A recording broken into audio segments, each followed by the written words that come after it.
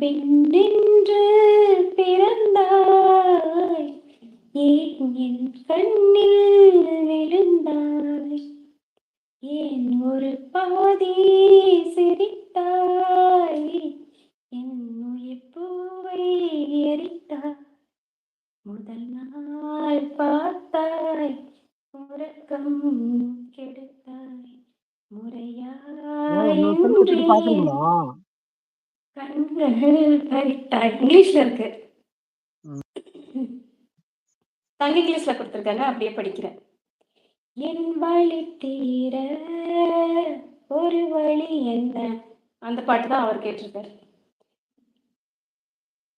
அதேதான். ஓகே, சுபலக்ஷ்மி. அந்த அவங்க ஆக்ட்ரஸ் பேர் வந்து சுபலக்ஷ்மி. அதுல தராசுல கூட உட்காந்துருப்பாங்களே லங்ககிருஷ்ணன், எடைக்கேடு ஏதோ தரேன்னு சொல்லிட்டு வேண்டி இருப்பாங்க, அந்த சீன் தான்.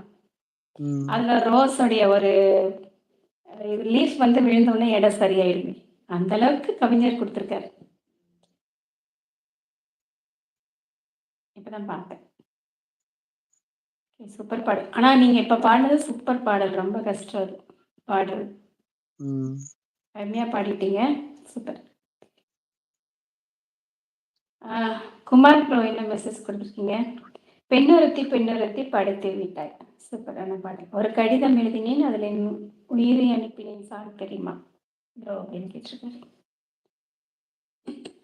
அதான் ட்ரை பண்ணி பாக்குறேன் பிரதர்.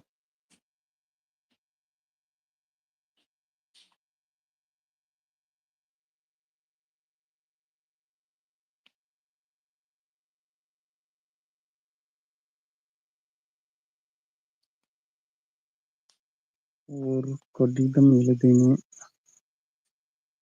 அதை உயிரை அனுப்பினேன், அந்த எழுத்து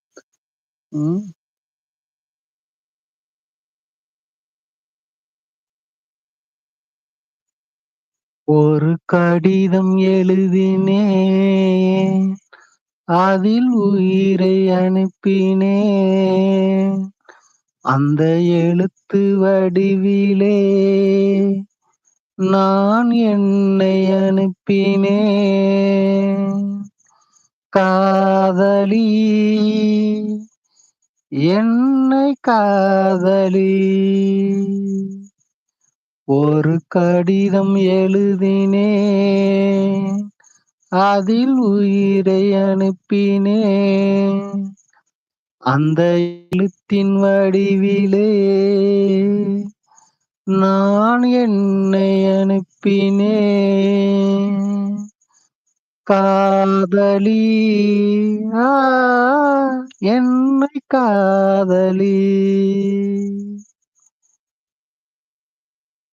வரும். கண்ணே உன் காலடி மண்ணை திருநீரு போலே நான் அள்ளி பூசிடுவேன் என் நெஞ்சின் மேலே. அன்பே என் ஆலயம் என்று உன் வாசல் தேடி அன்றாடம் நான் வருவேனே தேவாரம் பாடி. 6 கால பூஜை செய்யும் ஏழை கொண்ட ஆசை என் வேதம் உந்தன் காதில் கேட்குமோ. காதலி என்னை காதலி, ஒரு கடிதம் எழுதினேன், அதில் என் உயிரை அனுப்பினேன். நான் வாங்கும் சுவாசங்கள் எல்லாம் நீ தந்த காற்று, நீ இன்றி வாழ்ந்திட இங்கு எனக்கேது மூச்சு.